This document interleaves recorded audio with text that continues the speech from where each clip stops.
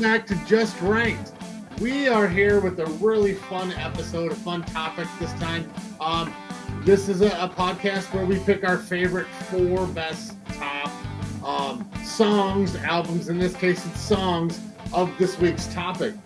Before I get going with that, please go to justrankedpod.com. Check out our landing page. You can one click check out all of the different audio visual delights that we offer you. And I found out something new.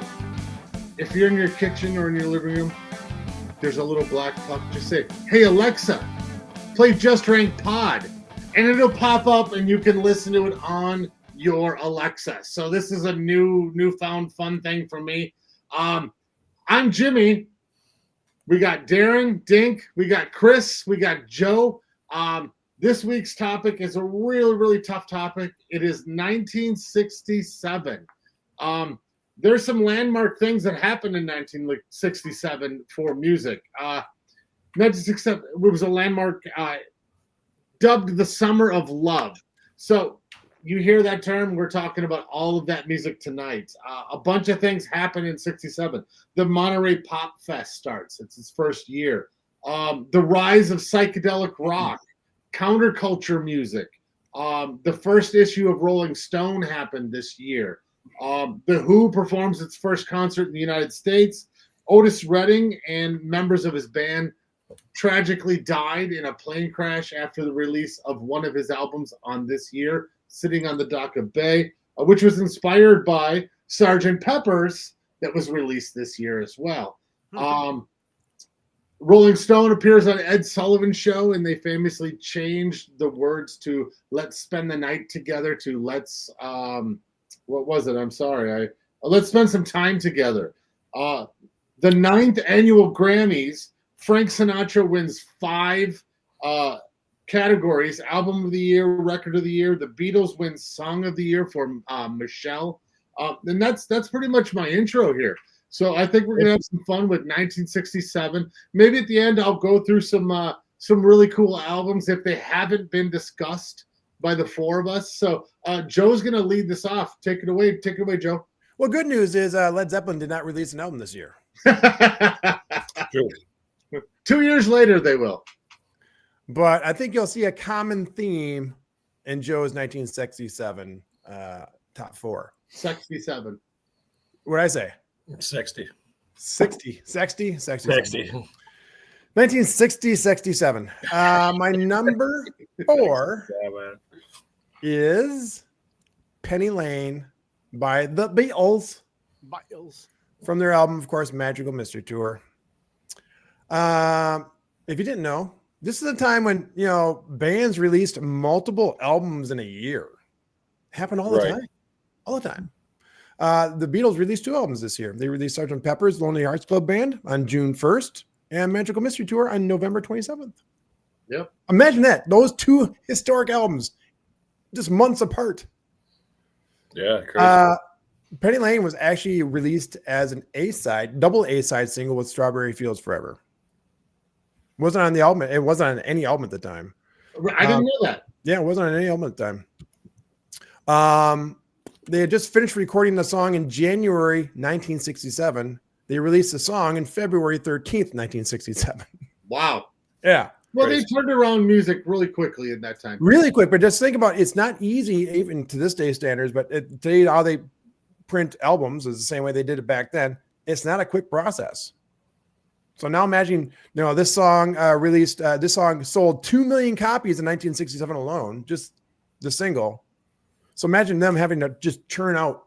I'm granted there were I think at the time there was 149 something like that vinyl album factories in the country, but even then that's a lot of copies to make when the song's been recorded a month beforehand. Typically you have some lead time, so I thought that was pretty incredible. That's something I did not know before. Killer Dwarfs made it look pretty easy. They did. Roger. I completely forgot about that. Going back to, I just have a quick note, nothing like music related, but you were talking about pressing plants. How many pressing plants did you just say there were at 149 is what I found. 149. Currently in the United States, there are 22, and Metallica owns 2 of them. Wow. Yep. And then was it 2009, something like that? It was like 2. It was 9. What was it, 9? Okay, yeah. Yep. Because I was watching documentaries a little bit ago. I forget what year it was. I just watched that same documentary, I think. Okay, yeah. And then one of them burned down. It was like it was the biggest one that was burned The down. biggest one, yes. Yeah. And Jack White owns one of the biggest ones as well. So Right. yeah, which is in Detroit. And I think I gotta go visit the next time I go to Detroit. Nice. That was on that video you shared about why vinyl records are so expensive. Yes. So That's sorry, I good didn't mean to interrupt. I just thought it was a note. Great stuff. If you didn't know, Penny Lane is a street in Liverpool where they grew up. It hit number 1 in U.S. and Canada and 6 other countries, hitting in the top 5 in another 6 countries. And also, a cool fact I didn't know: it's one of the few Lennon-McCartney songs not owned by Sony Publishing. Who owns it? It's some other music conglomerate that's been bought 15 times over again. Wow. So did Michael Jackson own it then? No, because Sony owns everything Michael Jackson owned. Okay. Because he owed him a shit ton of money. That's how they end up owning him. That's why. Right. So that is my number 4. Nice. That's a good pick. You know, going into this, I thought it'd be pretty easy, and I kind of knew at least my artist who would be, because I'm pretty. If I'm anything, I'm predictable, but I'm predictable myself. So when we heard 1967, I automatically knew the 2 artists that I was going to be focusing on. There's a clue. My number 3 is "The Wind Cries Mary" by Jimi Hendrix, off of "Are You Experienced?" Jimmy, obviously, guitar god. When you talk about him, there's 2 people talk about it, him and Eddie Van Halen, but Eddie Van Halen doesn't exist without Jimi Hendrix, you know? Yeah, vice versa. Yeah. No. You don't think so? No. Eddie Van Halen was born after Jimi Hendrix. What? All right. What? But yeah, so but he was always influential when because I listened to Jimi Hendrix before I played guitar, like a lot of people. But he was very influential on my playing. But the song "Wind Cries Mary" in the United States, the song was first released as a B-side to "Purple Haze" in June 1967. It was later included on "Are You Experienced" on the American version in 1967. The song was not released as a single in the United States. It was released as a single in the UK and hit number 7. The song actually goes back to Jimmy's days with Jimmy James on Blue Flames. Okay. Which was his band, obviously, before he became solo. And after he was with James Brown. What? Wasn't he with James Brown? Nope, he was with Little Richard. Little Richard. Okay. Yes. And according to his then-time girlfriend, Kathy Etchingham, he wrote the lyrics after they had an argument when she made lumpy mashed potatoes. Really? Catch up on me. I mean, he's dead. She's alive at the time. So who are you going to believe? I mean, right. And it's so ludicrous. It's probably true. Right. It's no different than writing a love song about your broken down car. So Right. Dodge Valiant. Go see last week's episode. Ketchup goes on me, love. Yeah. And also, Hendrix released 2 albums in 1967. He released "Are You Experienced" in May 1967 and "Axis Bold as Love" December 1st, 1967. So that's my number 3. Solid. Gold. Wow. Okay. Great commentary, guys. Well, no. I'm taking a drink, hoping you guys can take over while I take a drink. No, Jimi Hendrix, I thought you were saying, just to kind of reflect that both of those embodiments of guitars could live separately because they were not overshadowing each other. Sure. Maybe had some, influences. Yeah. But Eddie had influences of Jimmy. But they could live separately musically. Still succeed. That was my point. Oh, okay. Yeah. Jimi Hendrix, I mean, how could you not feel listening to Jimi Hendrix? He had this feeling when he was playing something so new, that fuzz tone that he pretty much brought to the forefront of music. How could you not feel what was going on? I mean, whether you were a psychedelic fan or not, there is an emotion to his playing, at least for me. Yeah, me too. Yeah. And I mean, his drummer, wow. I mean, his band, period. Yeah. And I mean, and primarily that was a 3-piece band. Yeah, and, it was, yeah. That pulling that sonic nature from 3 people is amazing. The Police, Rush, Triumph. We're Triumph. Hendrix Experience, Triumph. The Police, Rush, Triumph. Right. I was gonna say Bananarama, but sorry, I didn't mean to delay on commenting. I thought they were gonna say something, but yeah, Jimi Hendrix, you can't go wrong for a 67 song pick with Jimmy. Yeah. Agreed, yeah. And like I said, you'll see a theme with my top 4, and you'll probably guess where this is going. I kind of figured it was going to be these 2 bands. Yeah. So that brings me to my number 2, which is Little Wing by Jimi Hendrix. Jimmy, you were talking about how Jimmy had such an emotion to his playing. Yep. This song encompasses that. I mean, it was probably one of the first songs I probably heard where I could actually hear the guitar really sing. Agreed. I mean, there's so much emotion in that song. But it was released in January 15th in 1968 on Axis Bold as Love. It's a great album. Mm-hmm. I'm sure you've listened to it if you haven't already, but if you haven't, check it out. Hendrix actually said that Little Wing, I thought it was going to be some kind of because I guess it's a very emotional song. You thought it'd be something, had a really giant emotional background behind it. Nope. It was just him standing in Monterey and observing the things around him and making up a story as he went. Really? That a little girl was seeing. Sometimes those make up some of the best songs and best stories. Just observational. Yep. Yeah. But he was also the actual base of the song actually again went all the way back to the Jimmy James and the Blue Flames era back in '66. So when they were first recording the song, it was actually a faster and heavier song. I'd love to hear that. Yeah, so would I. Producer Chris Chandler, who actually produced Axis Bold Love, actually told Jimmy to slow it down. And that's actually the version you hear on the album. So they did some original recordings get lost at one point too. Oh yeah. But he's actually obviously he's released more material dead than he was alive. Yeah. The amazing thing is that that was the track that they used, and they did some overdubs on that track, but that was the version they used the first time that was slowed down. So I thought that was interesting as well. So telling Jimmy just to slow it down, not even to feel it out and do it a couple takes, that's what you hear. They did some overdubs on that, and that's the take you hear, which is kind of cool. Famously, obviously, Stevie Ray Vaughan has a really great version of that song. It's very true to the original, but it's instrumental. Skid Row and Sting both. Yep. And I was going to say, Skid Row. Sting has an amazing version, which he had a different spin on it. Yep. His spin obviously is very ethereal and has a very huge jazz flavor to it. Yep. Especially that's where Sting was at the time. Yep. Very jazz infused. So even if you're not a huge rock fan, I'd say try out, check out the Sting version because it's a little bit different. Has the same feel of the song, just a different style. I would say the same thing. Even if you're not a rock fan, check out Jimi Hendrix's Little Wing. Yeah, because it's very mood oriented. It's very mood oriented. Mm-hmm. Mm-hmm. Adult contemporary, if you will, or art jazz. That's my number 2.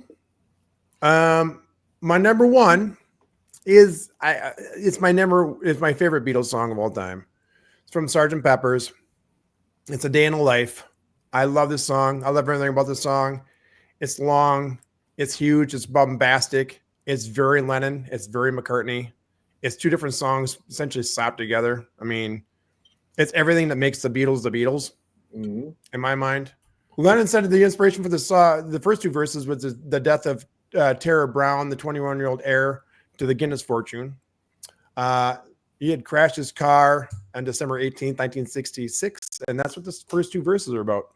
Okay. And you make, reference to people standing and staring. It's literally people standing and staring and go, oh my God, it's, Tara Brown. And not really helping because obviously he was dead, but still. He also wrote the final verse inspired just by reading the newspaper. He was looking at the newspaper and literally was reading headlines.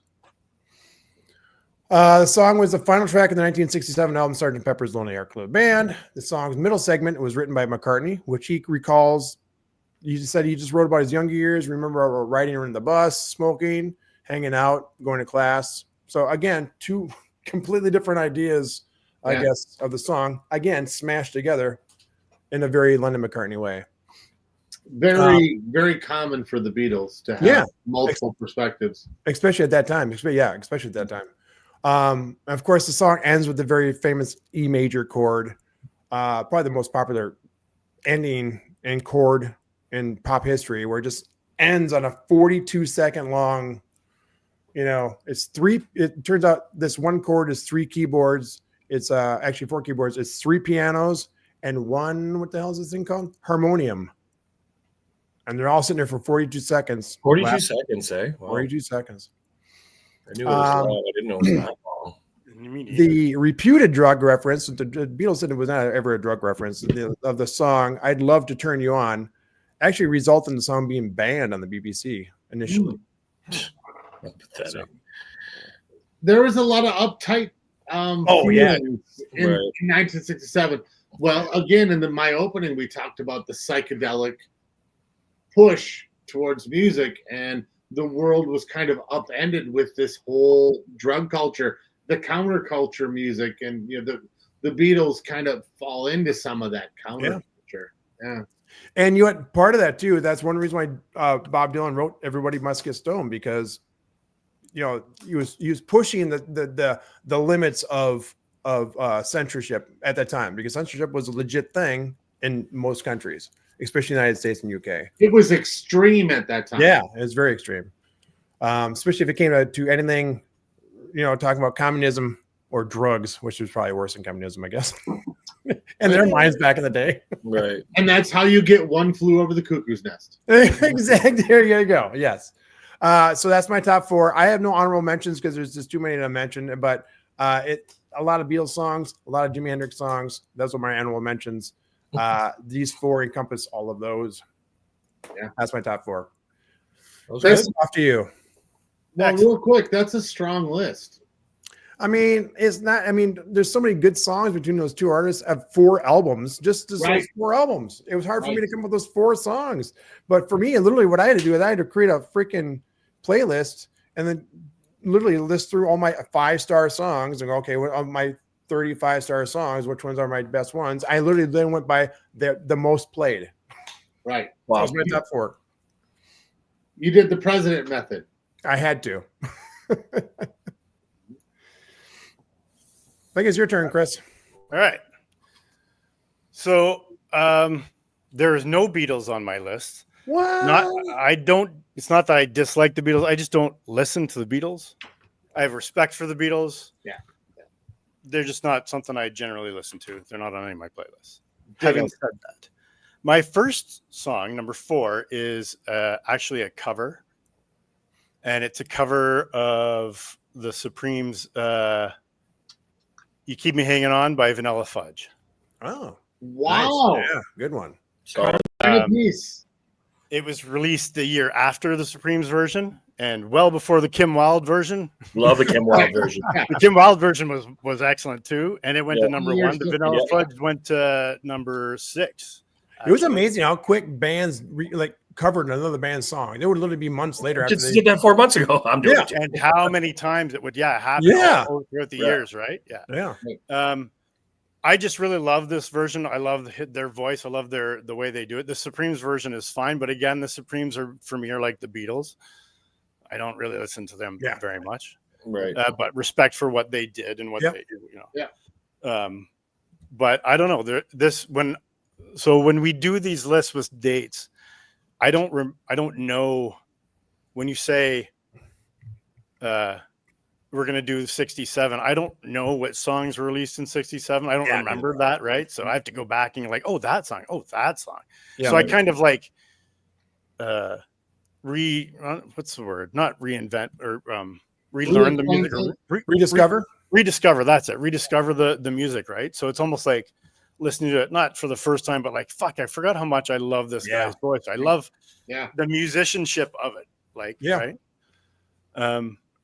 That's all I have. I have not a lot of notes. I love that song. I love that version as well as the other ones, but that's my favorite version of that song, and it's enough that I put it on my list.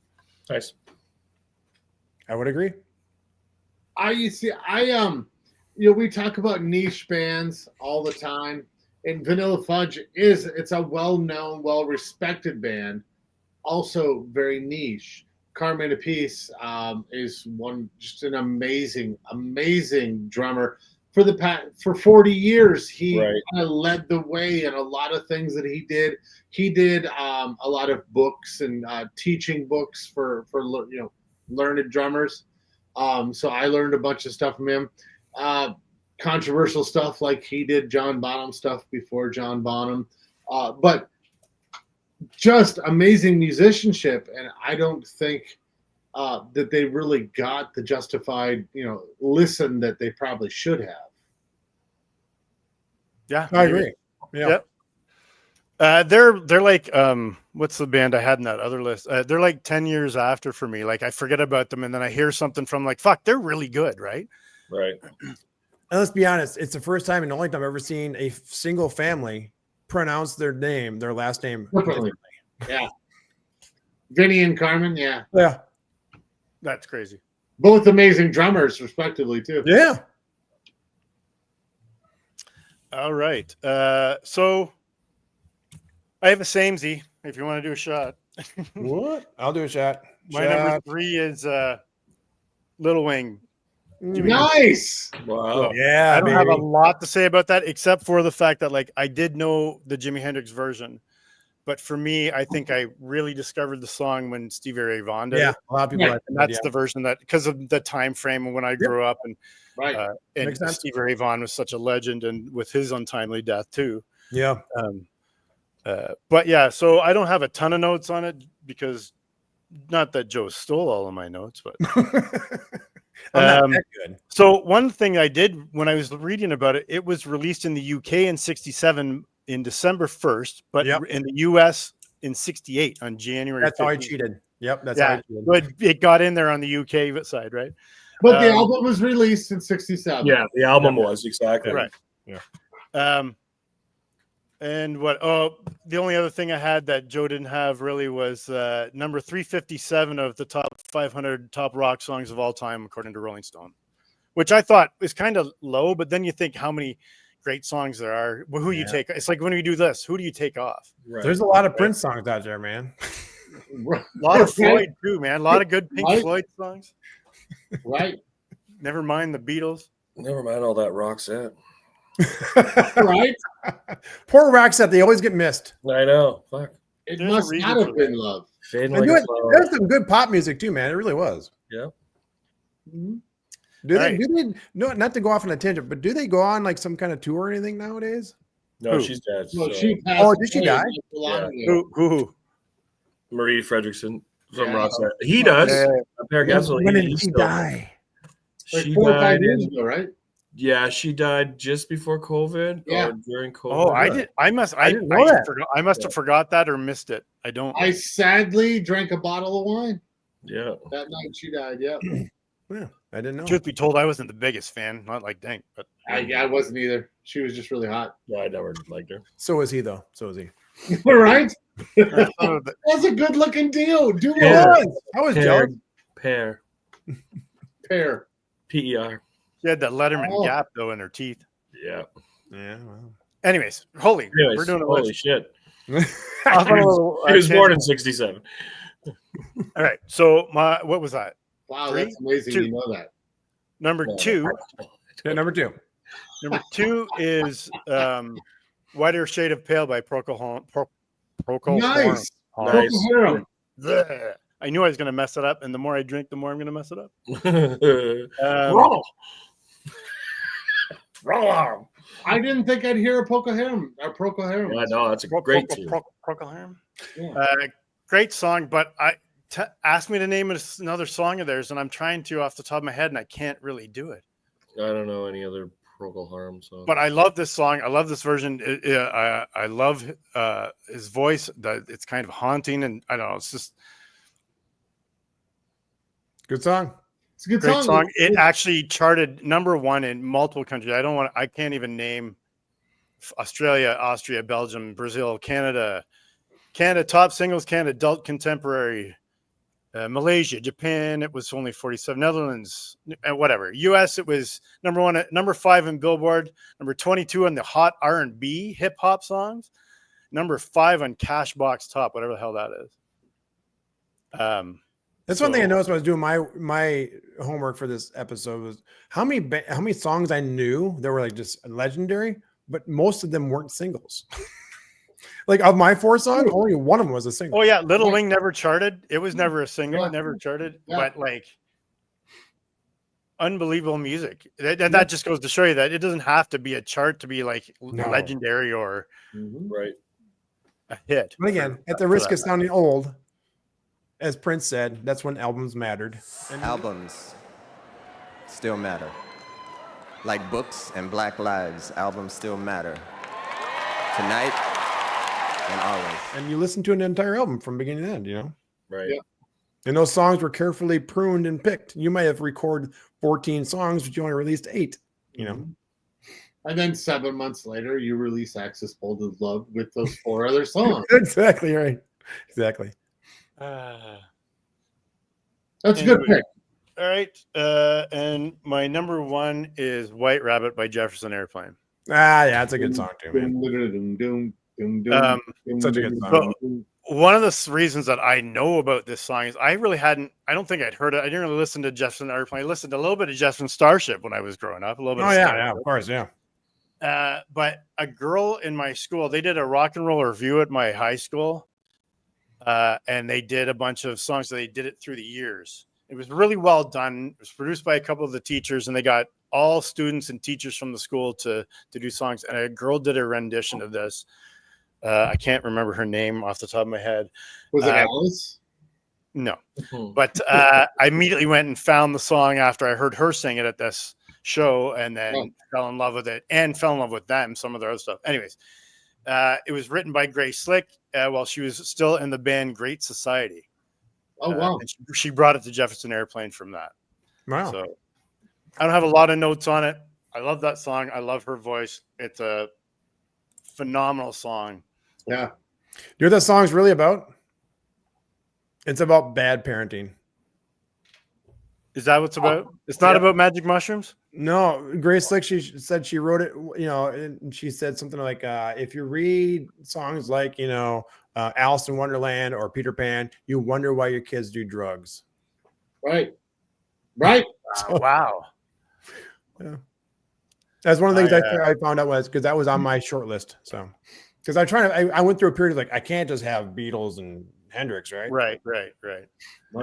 Good pick, man. Nice pick. Yeah, it's in One Flew Over the Cuckoo's Nest, Handmaid's Tale. It's in a ton of shit.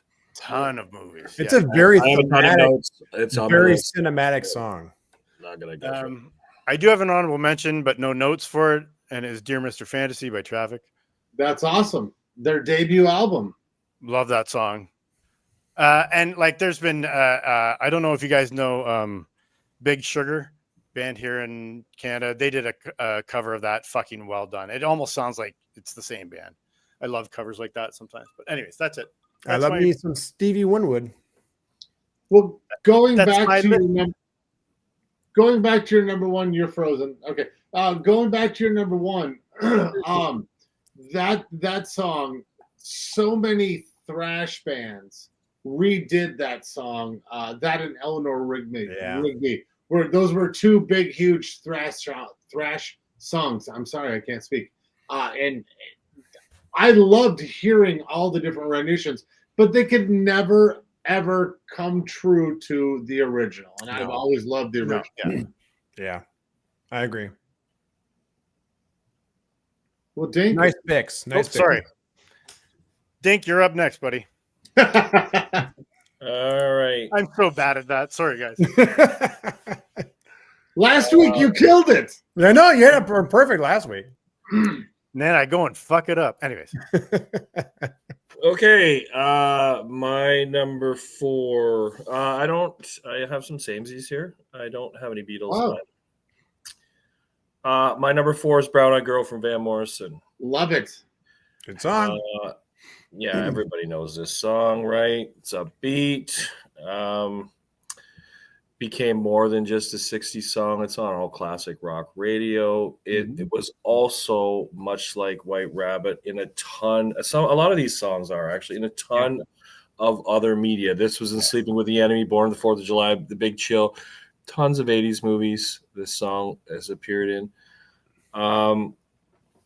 I don't know. I got a bunch of notes, but I really don't like the same thing with some of the other songs. Rolling Stone has it in the top 500 greatest songs of all time.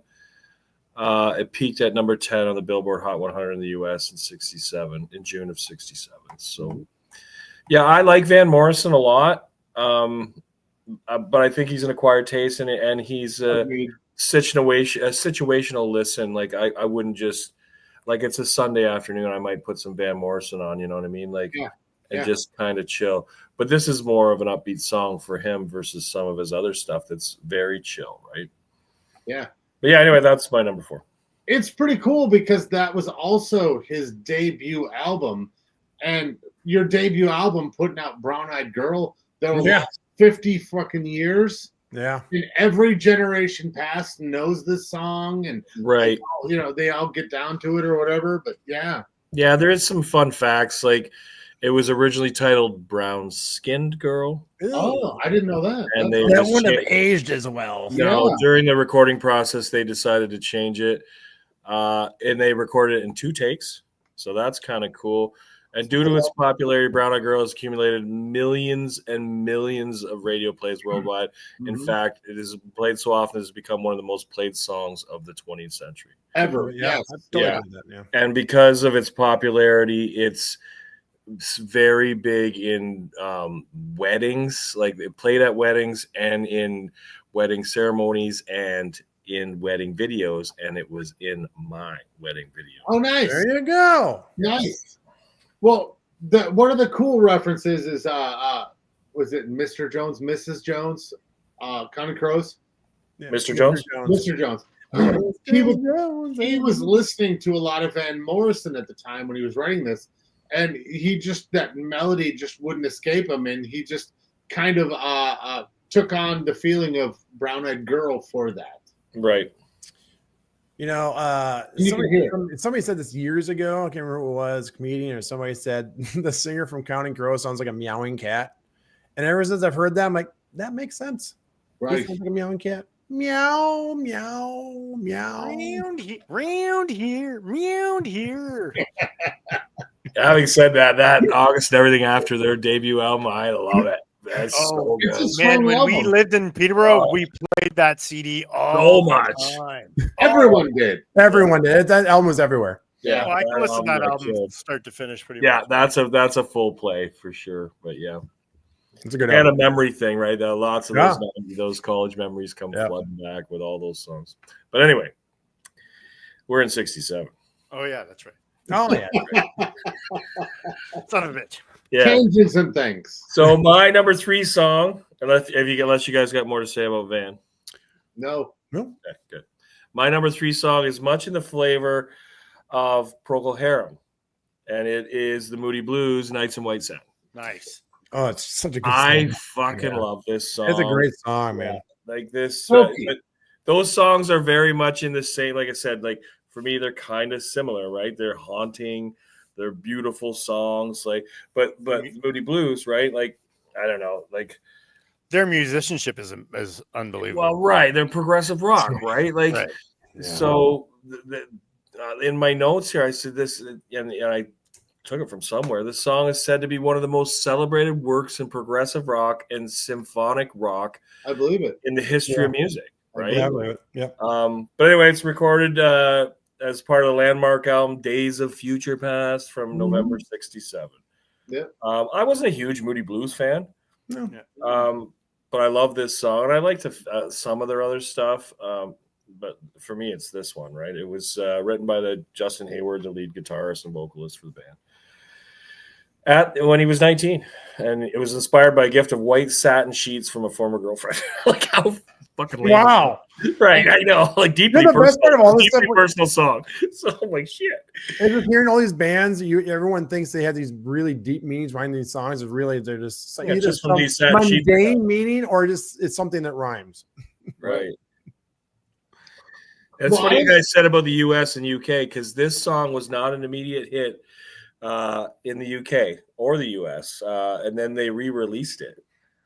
And it became number 2 on the US Billboard in 72. So it took a while, right? Sometimes that happens. I mean, I was talking about White Lion Wait. The song died, and then all of a sudden, boom, number Right. 6 on the charts. So yeah, that happens. If you're done with your notes, I have a real cool personal note to that. Good. I talk all the time about headphone music. It's a different experience with headphone music. My mom, huge music lover, my whole life. My mom said, "Go get your headphones," and she put the album on, dropped the needle, and it blew my mind. Listening to this song, that was like the first time I really listened to a song with headphones. Like, just cleared my head and just listened to it, and that blew my mind. So that's that. I'm glad you said that because that brought back a really, really cool personal memory for me. Nice. Anyone else? Anyone? No, I Bueller? just Bueller? you're saying, sit down and listen to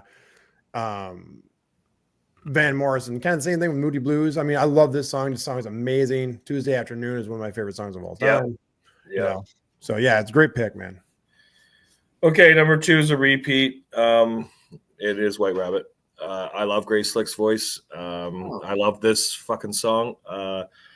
It's only 2 minutes, just over 2 minutes long, right? It's not a super long song, but yeah, like it's very psychedelic. It's very much mushroom based. Of course, it's all minus that parenting thing that you said, Joe. Like it's definitely inspired by. Oh, totally. Hallucinogenics. Like, like all the 2 books by what's his face, right? Well, no, she might have said that too, but it's to tame down the LSD Right. portion of it, you know. Right. Lewis Because she Carroll. was talking about we built this city at the time. Right. And nothing was going to stop her, right? Right, exactly. Nothing's You gonna built stop this city on LSD. Right. Oh, Sarah. Anyway. I was not ready for that reference. I'm freaking goddamn it. Oh, it was a Sarah. Sorry, it was Jane. Anyway, fuck. But yeah, no, Chris covered most of it, right? It's from the surrealistic Pillow album, and yeah, great, just a great song. And I think I said during his, like, One Flew Over the Cuckoo's Nest, Handmaid's Tale Platoon. It's in what's that movie with Michael Douglas where The Game? Oh yeah, I forgot about that movie. Remember that movie where he gets kidnapped and like his brother, I think it was Sean Penn was his brother maybe, and bought him this game adventure movie. Yeah, I gotta rewatch that movie. It was good. But anyway, it's in a ton of stuff, right? Because it's so iconic. But yeah, it's my number 2. And so we've already covered it. My number 1 is also Chris mentioned. So my number 1, I think I've mentioned how much I like Steve Winwood. So my number 1 is Mr. Fan. I kind of figured that was coming. Yeah, I thought it was coming too. Yeah, no, I love all of Steve's work. So not surprising, I guess. And this is his work after Spencer Davis Group, right? So debut album. Yeah. So this was from the Mr. Fantasy album. The lyrics addresses the titular. I got this in my notes. The titular. I was like, I'm going to leave that in there. I'm like, because I like that word. Mr. Fantasy, a figure who plays music to help others forget their troubles. So it's kind of like us, and feel joy, even if only temporarily. Mm-hmm. Right. Okay. Makes sense. Yeah. Yeah. But yeah, no, I just I'm with Chris. There's the Big Sugar cover in Canada. There's a ton of people that have covered this, actually. And I don't think any of them are as good as the original because I really like Steve Winwood. Right. But the song itself is so good. And for me, I think I really learned this song because I think I missed it when I was young. I think it was Time Life commercial that really introduced this song to me. The 3-album set. The 3-album set, and there would be a bunch of shit from the 70s, Yep. right? Or this is Yep. from the fucking Yep. 60s that I was like, oh yeah, I know that. Oh, this is a pretty good compilation. We talked about this. I should order that shit if they, Yep. if they had to bill me. Yep. Oh, what's that what's that traffic song? I don't know that traffic song. Right. And I've loved that song ever since, right? So I went, and because of that commercial, I went to seek it out, right? So That's awesome. just me. And my honorable mention is based on my name in this episode, Lizard King. My honorable mention. You got to have some Doors in here, man. Like it's 67. So Backdoor Man is my honorable mention. Heard that about you. Yeah, I am a backdoor man. What? The song is a nice blend, so I have in my notes, of traditional blues roots with psychedelic rock movement of that time, right? Yeah. It was not originally written by the Doors. It was penned by legendary blues songwriter Willie Dixon. So that's kind of cool. But then, of course, Jim put his own spin on it. Yeah. That whole album's really good. I went through some massive Doors phase, a big one in high school, but this isn't my favorite Doors song, but for this year, it is. Well, which album is that? Is that Doors, or is that Strange Days? They were both released that year. This is Doors. Yeah. Doors. Okay. Yeah. I think it's contractually obligated for every band to release 2 albums in 1967. I think it was, right? Because I noticed it too. And there's somebody else who didn't make my list, but Gordon Lightfoot, because he had 2 albums in 67. I was like, oh, yeah. And he didn't make the cut. But yeah, I guess it was a thing. Hey, go do 2. Man, we think our memories are like our attention spans are short now. Because the knock is now today's music is getting down to like one really verse and then a bunch of choruses, and their songs now, if you look at pop hits now, they're about 2.5-3 minutes long. Yep. That's what it was back in the 60s or in 50s and 60s, early 60s. A lot of the songs were very short. Did you see that interview with Sting where he's talking about he noticed in today's music the bridge is missing? Yep. There's no more bridge. About that. Yeah. Well, there's no middle 8 either. Yeah. There's no instrumentation whatsoever. Yeah. It's all lyrics and chorus. Yeah. Which back then, and so history repeats itself, right? So who knows? Maybe we'll be swimming in an 8-minute long pop songs in a couple of years. Right, exactly. Great picks, man. Really great picks, Lizard. See, I thought they were gonna be higher up because your name is Lizard King on the screen. Yeah. So. I totally thought it was. I thought that was gonna be in like an insight to his #1 hit. Yeah, and all I would say about the Doors is I went through a period where I obsessed about the Doors for a while, and I killed it for myself. Yeah, I did too, and I think that's Right. maybe why I had multiple phases, because I'm like, I can't listen to this anymore. Yeah. And then go back. I'm like, oh yeah, I love this stuff. Oh no, I'm sick of it again. Yeah, like sometimes I'd be like loving like Light My Fire, and then all of a sudden like the keyboard and it would be driving me crazy. I'm like, I gotta exactly right. Like Right. now, there's a couple that have never faded, and this one sits about 5, I think, on my Doors list. But it's still always solid. Peace Frog is my favorite Doors song. That's And my it's favorite. a mainstay, right? I don't ever get That's sick my of it. favorite of 2. Yeah, same. Right, That's because a it was a great- bar song too, right? Like throw it on, let's hit the dance floor, whatever. Yeah. Fucking Doors. That's Like, a great segue. We were driving home from Wisconsin today, and oh Jesus, Sonic Temple song, Firewoman came on. Firewoman. And Jenny's like, who is this? Because he's got a great voice. And we were talking about it, and she's like, he kind of has a Jim Morrison feel. I'm like, kind of funny. Doors the 20th century. He was the singer. Yeah. So that was a great segue. I'm glad you brought that up. That was a great conversation that Jenny and I had. Sorry. That's awesome. That's good. And this will be posted. This show will be out in a few weeks, but I just finished a weekend-long high school reading, and there was tons of The Cult played. I love it. And a little bit of Doors. So Love it. Excellent. Oh, nice. yes. And a lot of booze. Just a little bit of booze. Touch That tends to happen at HS reunions. Yes, exactly. Yes. Talk about how great we were. I have never been to a high How school thin reunion. we were.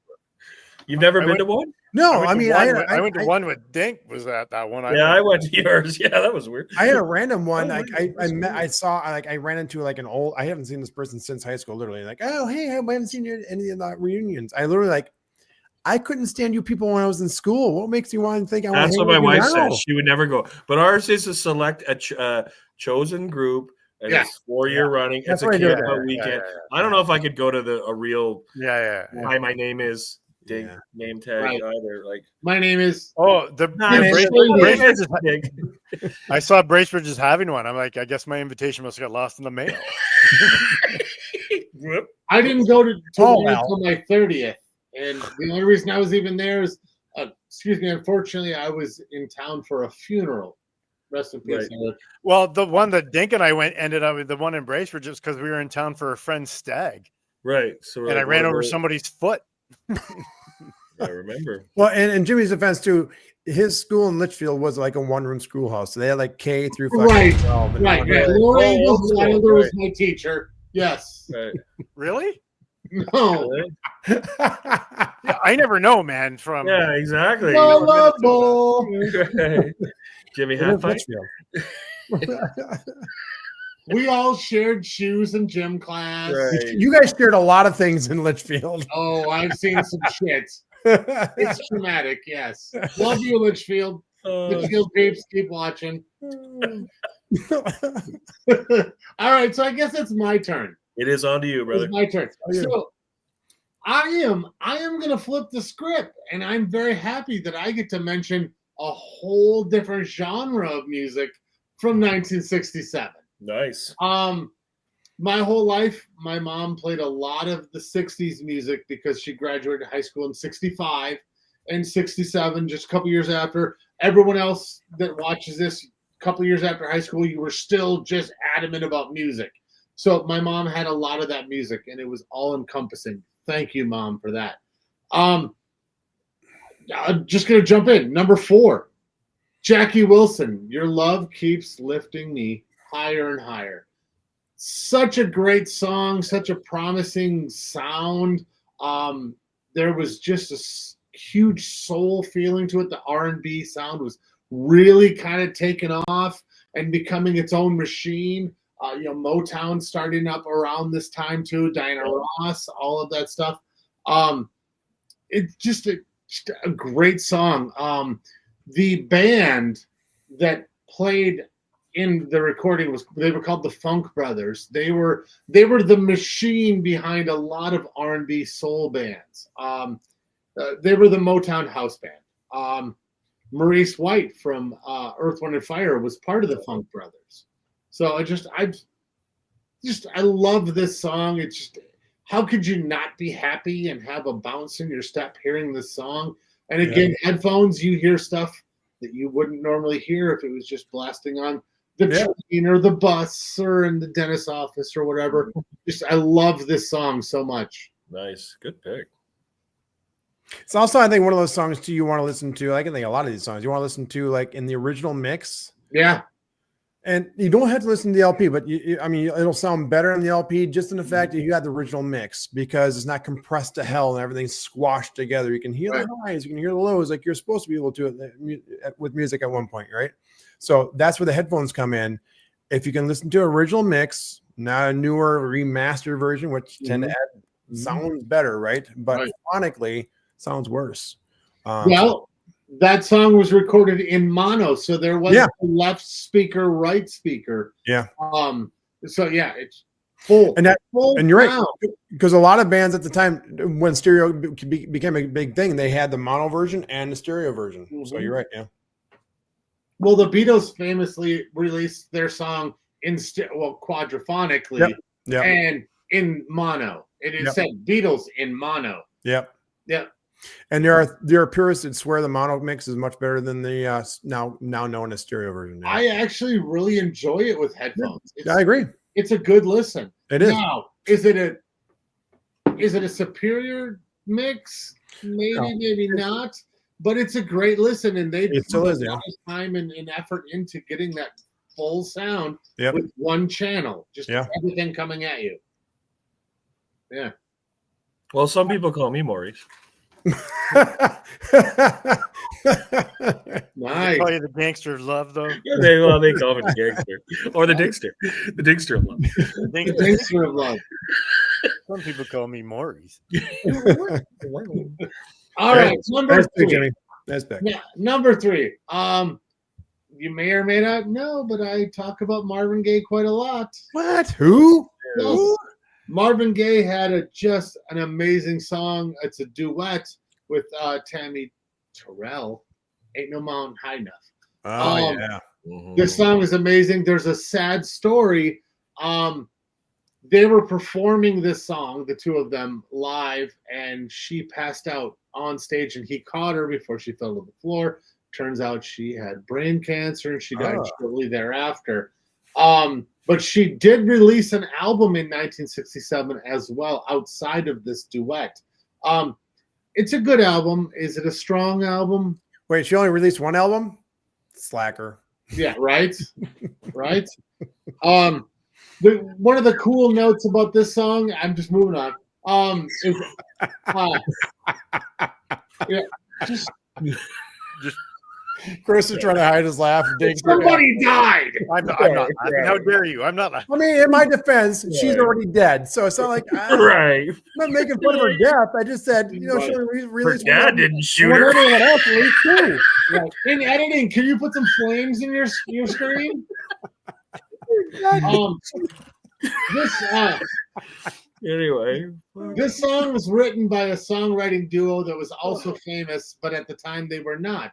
Ashford and Simpson. Ashford and Simpson, solid as a rock. Yeah, they wrote like 50 something like singles that were hits. So they were a songwriting powerhouse in the time. The song was not written for Marvin Gaye and Terrell.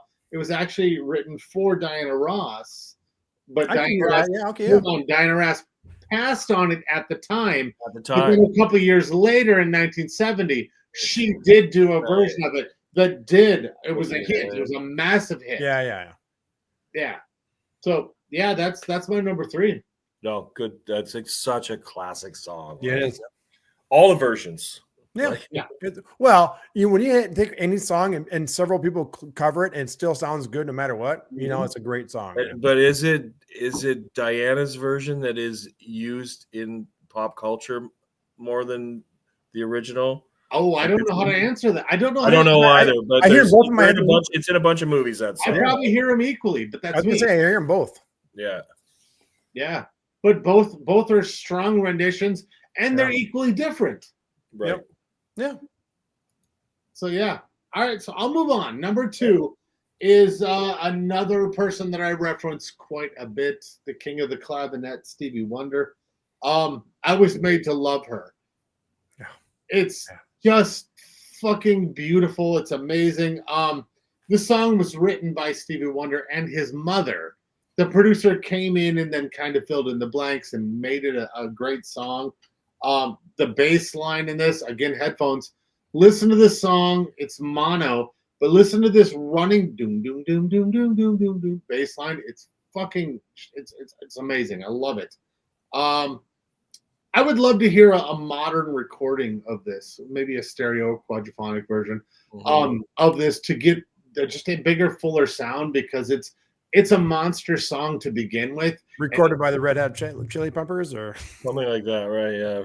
I think if anyone they kill it. They would kill it. Them, because Flea is just fucking amazing, dude. Okay, if you haven't watched it yet, was it? I think it's Netflix. They have the freaking Woodstock '99 documentary. I've seen it. Yeah, fucking watch that shit. The hot mess of Woodstock '99. Yeah, So good. But Flea is so fucking good, dude. Yeah, I mean, musicians like all across all genres just kind of bow to him. Trainwreck. His what's that? Trainwreck, it's called. Oh yeah, it's Trainwreck '99. Yeah. Right. Thank you, sir. Didn't even look it up. My hands are up here. But yeah, they weren't up here. That's a great song. I'm the opposite, Dink. I don't remember shit. So and the DJ that was with Carson Daly just passed away a month ago. Yeah. My wife and I were talking about that. Yeah. She just passed So away. I saw her picture and I was like, where do I know her from? Oh, yeah, from Trainwreck. Yeah. She just Great passed away from dog. breast But cancer. anyway, sorry, Jimmy. Good. No, it's a great musical topic. That is a great documentary. I think it's 3 hours, something like that. Well, a Trainwreck is multiple parts, Multiple right? episodes, yeah. Three It's parts. It's There's Friday, another Saturday, one. Sunday. Yeah. There's another one that's an individual doc on Woodstock 99 that focuses a little more about the guy that died during Metallica. They skim it over. They don't even talk about it. They don't barely talk. They don't even play Metallica footage in that Trainwreck, and they close the Friday night or the Saturday night. They stop at Biscuit. They talk about how Biscuit kind of shut the place down, and they talk about how the bathroom, and then they go over to the van going into during Moby or whoever the hell it was. So somebody didn't give him the rights to broadcast. That's exactly that. Yeah. Anyway, regardless of that, the whole thing is awesome. It's a good watch. Yeah, very good. 2 episodes, maybe 4. I thought it was 3. It's 3, definitely worth it. Sorry about that. Well, my number one, it's goofy, but this song has always kind of held like a little weird spot in my heart. It is in The Big Lebowski.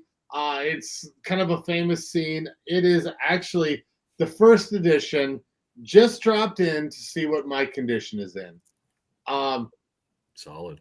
The cool part of this is actually the history of it. This is, if you didn't know, Kenny Rogers singing and playing bass. Yep. The engineer and the producer said, this guy is not going to amount to anything. He's a horrible ear. He's not a good bass player. He is the worst of the whole band. And his face is so loose. Right? had they known that Islands in the Stream was going to happen, they would have shut their mouth. Yeah, right.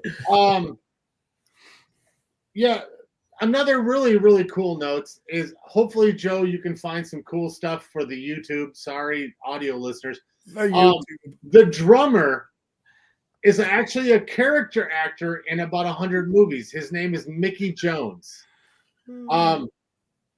He's killing it on the drums, and he's like famous for being a biker and all. He was in Home Alone. He was in just all these other movies. Just a big, huge biker guy in all these action movies. Glenn Campbell sang the backup. Oh, that guy, yeah. Oh, Rhinestone. That guy, yeah. Wow. Everyone, Google Mickey Jones, and you know it, like, holy fuck, I know this guy. And he's the drummer, and he's a badass. Yeah, I've heard he's a great drummer. I didn't realize he was on this, so okay. Yep. And unfortunately, rest in peace, he died in 2018. Yep. So and I was like, Mickey Jones, isn't that the guy from Jefferson Starship? But that's Mickey Thomas. Yeah. You're confusing Davy Jones and Mickey. You're so fine. So okay, this movie was this song was used in a bunch of movies: Ghostbusters 2, For the Love of Money, Death to Smoochie, Date Night, and the 3rd season of Stranger Things. So this song has been used a lot in a lot of different forms of entertainment. Yeah. So that's that. You guys have anything? Because I have one honorable mention. No, great picks, man. No, great pick. Good picks. So yeah, I'm kind of happy. I didn't have to scoot any songs. I No had my own daisies? silo, and it worked. My honorable mention is Just to Fuck with Joe. Is it Dawkins? That's not Dawkins, is it? It is not. It's someone you hate worse. This is Baby Please Don't Go by the Amboy Dukes. Do you know who the guitar player in this band is? Is that Mr. Nugent? That's Mr. Nugent. Yeah. I love this song. Baby, please don't go. Baby, please don't go. It's a cover. Love the soul, baby, please don't go. Yeah. Joe Williams was the original artist. Amboy Dukes. I love this song. Yeah. And then Nugent did it solo. There's AC/DC does it. Everybody does. Yeah. Uh-huh. Yeah. So Joe, don't hate me. I can never hate your brother. Oh, baby, please don't go. Please don't go. So that's 1967. I get to kind of close this out in kind of a fun way. Yeah. So we mentioned a lot of different bands. We mentioned that a lot of bands had double albums. There is I just have a list of debut band albums here because there's hundreds of albums, famous albums that we could mention, in which we named a good 20 songs here. So Traffic had their debut album. Jimi Hendrix had 2 albums, his debut album, and Axis Bold and Love. The Doors had 2 albums. The Velvet Underground plus Nico had the famous Warhol Banana album. Yeah. The Grateful Dead debut album. David Bowie's debut album. Yeah. Moby Grape. I don't know if there's a lot of people out there. I happen to know who they are, so I included it. Chris, Pink Floyd's debut album. Yeah. Van Morrison we talked about, and another Chris reference, Leonard Cohen's debut album. You had talked about them earlier, maybe 20 episodes, how you were going deep into Leonard Cohen. So I just wanted to include that for you, in case you didn't see that in your research. I didn't. Thank you. Nice. Dude, you just made the reference of 20 episodes ago. I'm like, we've made it 20 some odd episodes now. It's been amazing so far. 24 episodes. Yeah. Well, I mean, in closing, thank you. That's a beautiful segue. I was going to thank you 3 guys for doing this with me. It's been so much fun. I love this. Thank you for listening and watching and kind of seeing our growth on this, or going backwards in some episodes. Thank you so much. Please go to justrankedpod.com.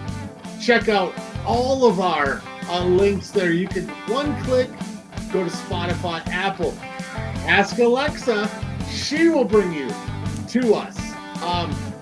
We have so much love for you. Click like, subscribe, comment. Please, I want to see your list because I love talking to you guys. Hit the bell like AC/DC. And with that, I'm Jimmy, Dink, Chris, and Joe. Go fuck yourself. Thank you. 1967. Go fuck yourself. And mono and nice. In mono. Fuck yourself in mono. In the kissing disease.